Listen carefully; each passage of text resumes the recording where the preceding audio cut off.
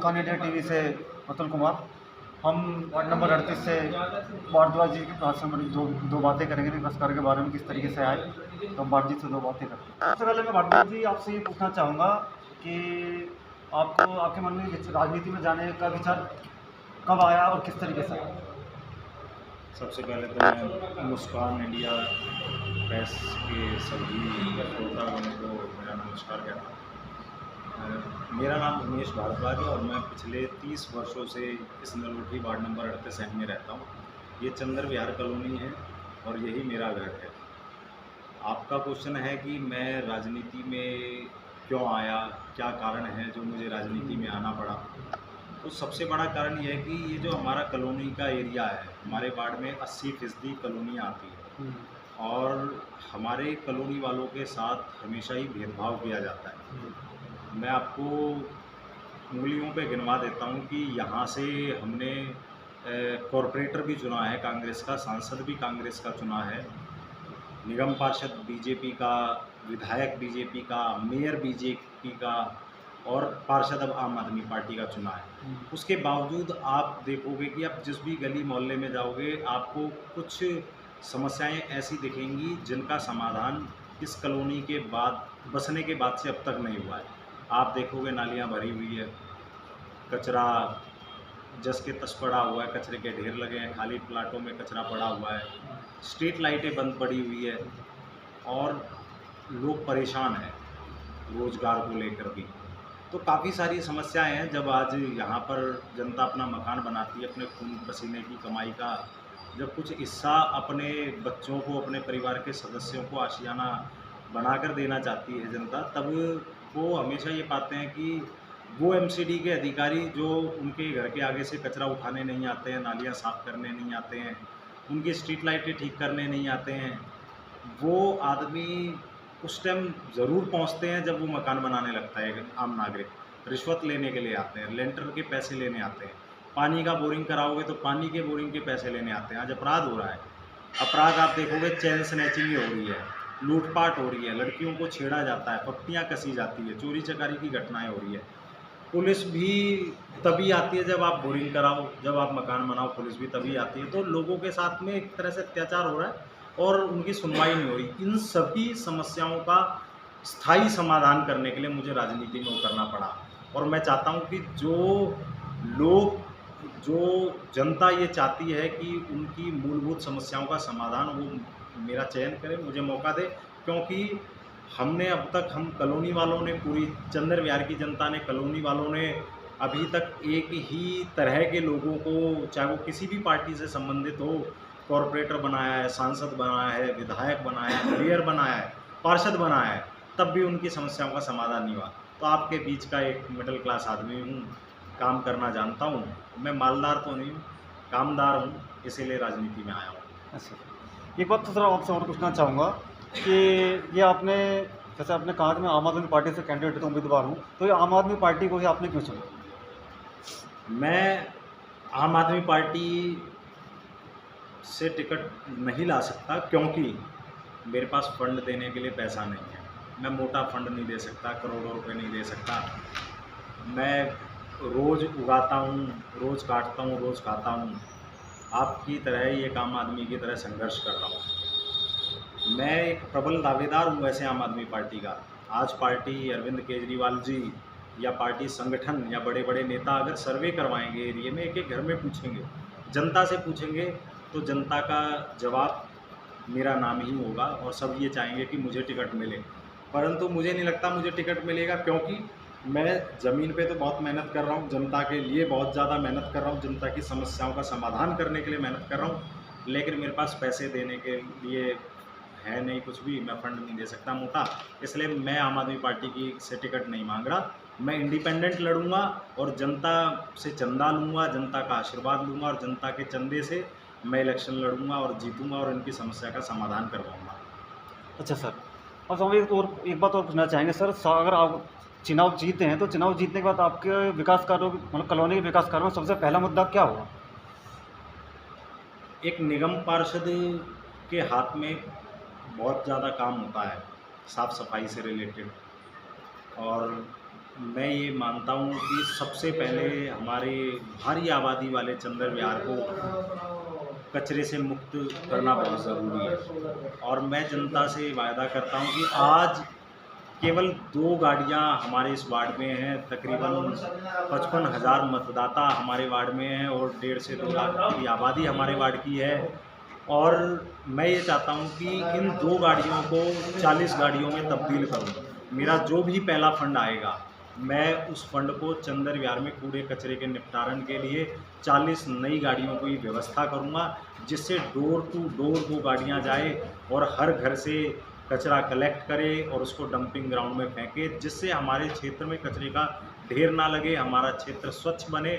और एक महत्वपूर्ण बात ये कि ये जो 40 गाड़ी लाने का मेरा विज़न है, इनमें मैं 80 लोग यानी कि 80 ड्राइवर में से 40 ड्राइवर प्लस 40 हेल्पर मैं अपने चंद्र विहार के लड़कों को भर्ती करवाऊँगा। और ये चैलेंज के साथ कहता हूँ खुला, जो कॉलोनी का लड़का होगा वो दावेदार होगा इन गाड़ियों को चलाने के लिए, नौकरी पाने के लिए। सर, जैसे आपने बताया कि मैं सबसे पहला मुद्दा सफाई के बीच करूँगा या और भी मुद्दे होंगे वो उनको भी मैं निपटारा करूँगा। तो मैं एक बात करना चाहूँगा, जो आने वाली जनरेशन के बारे में आपके प्रति क्या सोच है? सन 2014 के बाद में भारत की अर्थव्यवस्था बहुत बुरी तरह पिछड़ गई। लोगों के काम धंधे चौपट हो गए हैं। जो काम कर रहे थे मोटी सैलरी पे, उनको आधी सैलरियाँ मिल रही है। जो कम सैलरी पे काम कर रहे थे उनको लगभग हटा ही दिया है।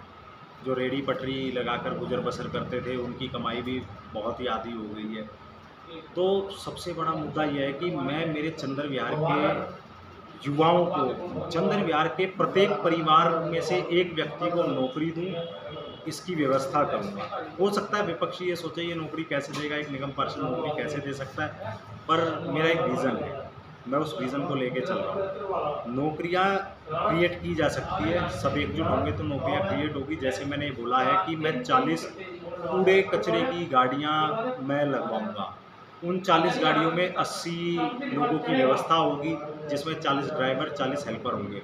अपने चंद्र विहार में जितने भी खाली प्लाट है जिसमें कूड़े कचरे का ढेर लगा है, मैं उन खाली प्लाटों को साफ कराने के लिए तकरीबन 200 युवाओं को सफाई कर्मचारी के रूप में नौकरी दूँगा। मैं अपने क्षेत्र के विकलांगों को, दिव्यांगों को एमसीडी बूथ उपलब्ध करवाऊँगा, जिससे वो अपना रोज़गार खोल सकें। मैं अपने क्षेत्र की विधवा, निराश्रित और तलाकशुदा महिलाओं के लिए एक सिलाई मशीन और 11,000 रुपये रोज़गार खोलने के लिए उनको प्रदान करूँगा। मैं अपने क्षेत्र के युवाओं को, जैसा कि आप देखते हैं कि आज हर गली में चोरी चकारी की घटनाएं होती तरीके से दारू बेच रहे हैं, तो मैं उस चीज़ पे लगाम लगाने के लिए और महिला सशक्तिकरण के इरादे से अपने क्षेत्र में 200 सिक्योरिटी गार्ड की व्यवस्था करूंगा और उन सिक्योरिटी गार्ड की नौकरी हमारे क्षेत्र के युवाओं को ही मिलेगी। इस तरह मैंने तकरीबन 1000 परिवारों में से प्रत्येक परिवार के एक व्यक्ति को नौकरी देने का वादा किया है और मैं इस विज़न के साथ आपके आशीर्वाद से, सहयोग से आगे बढ़ रहा हूँ। अच्छा सर, एक चीज़ मैं और पूछना चाहूँगा सर आपसे, आपने केजरीवाल जो नेता बने हमारे मुख्यमंत्री हैं, इनके बारे में आपकी क्या सोच है?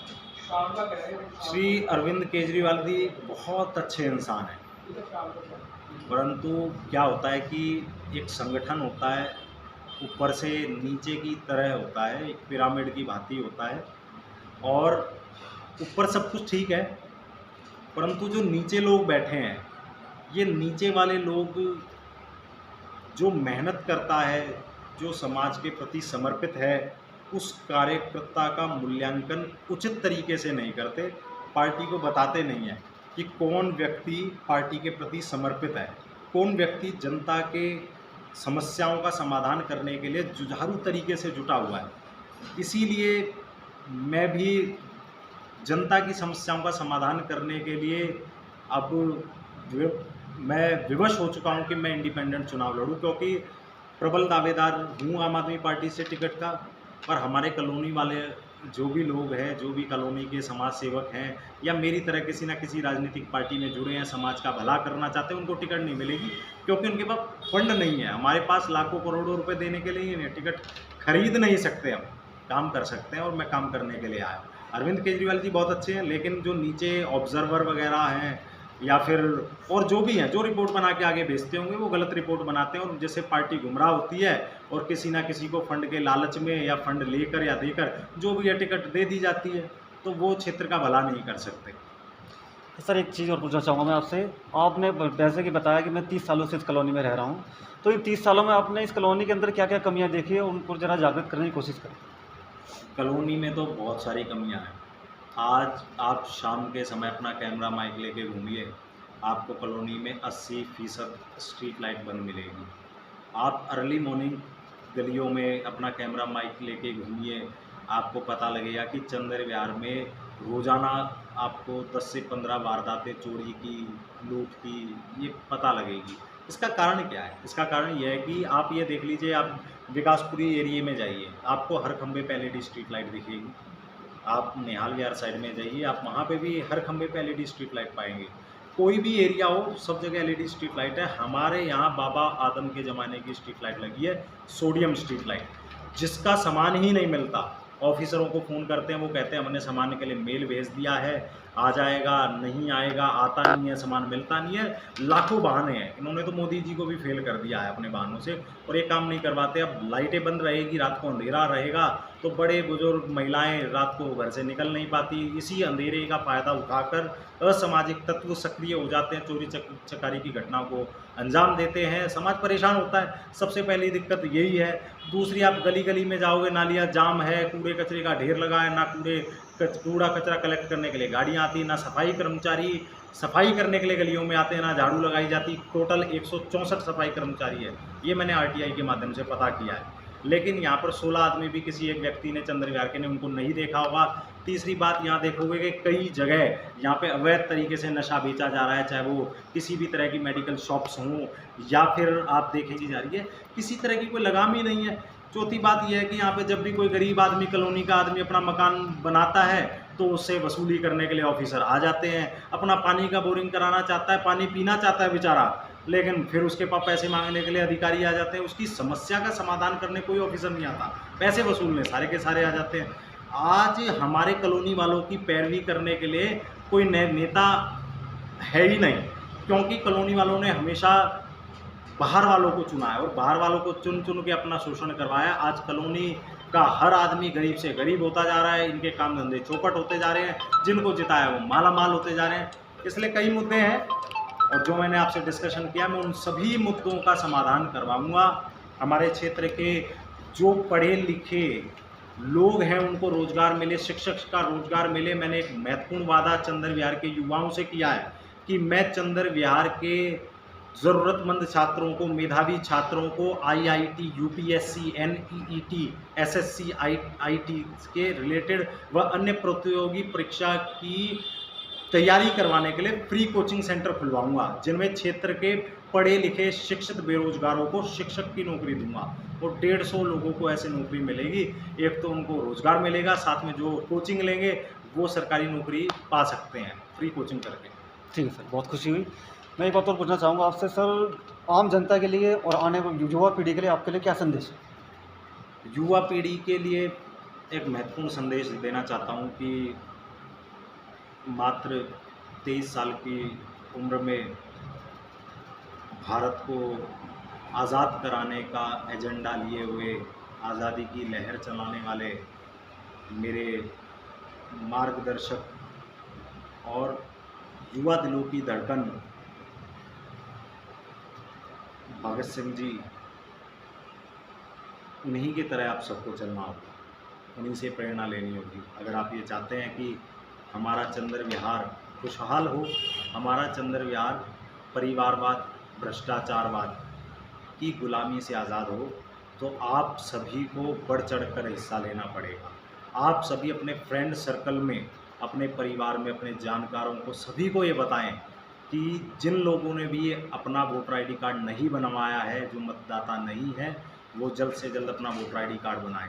आप अपने वोट की ताकत से अपने क्षेत्र में लेंटर माफिया को ख़त्म करने के लिए मेरा सहयोग कर सकते हैं। आप अपने क्षेत्र में युवाओं को अगर रोज़गार देना चाहते हैं तो आप अपने वोट से मुझे चुनें और मैं वादा करता हूं कि तकरीबन 1000 से 1500 युवाओं को मैं रोज़गार दूंगा। आप अपने वोट की ताकत से अपनी बहन बेटियों को, माताओं बहनों को सुरक्षा दे सकते हैं। आपका वोट अगर मुझे चुनेगा तो मैं चंद्र विहार कॉलोनी के अंदर 4 नए पुलिस बूथ बनवाऊंगा। अपने क्षेत्र के अंदर 200 सिक्योरिटी गार्डों की भर्ती करवाऊंगा। तो इसीलिए आप सभी एकजुट हो जाइए। युवा पीढ़ी ही भारत का भविष्य है और चंद्र विहार का युवा एकजुट होकर, अखंड होकर और इस लड़ाई को मेरे साथ मिलकर लड़ेगा और हम सब चंद्र विहार को आज़ाद करवाएंगे और चंद्र विहार को आने वाले समय में तिलक नगर से मिलवाएंगे। ये मेरा वादा है। जैसे कि हमने उमेश भारद्वाज जी से बातें करी कि मैं मुंडका विधानसभा क्षेत्र में लोटी वार्ड पे खड़ा हूँ। इन्होंने बहुत अच्छी अच्छी बातें बताई हैं, विकास कार्यों के बारे में इन्होंने जो मुद्दे उठाए हैं उनको वो पूरा करेंगे। और मैं चाहता हूँ कि हम अपनी पार्टी से टिकट मिले। ये पूरी तरीके से उम्मीदवार बने हुए हैं, उन्हें काफ़ी पुरानी इनकी केजरीवाल जी से, ये केजरीवाल जी की पार्टी से जुड़े हुए हैं। तो मैं पूरी आप लोगों से भी ये गुजारिश करूँगा, आम जनता से भी, कि ये इनको टिकट दिलवाएँ। चलिए, धन्यवाद।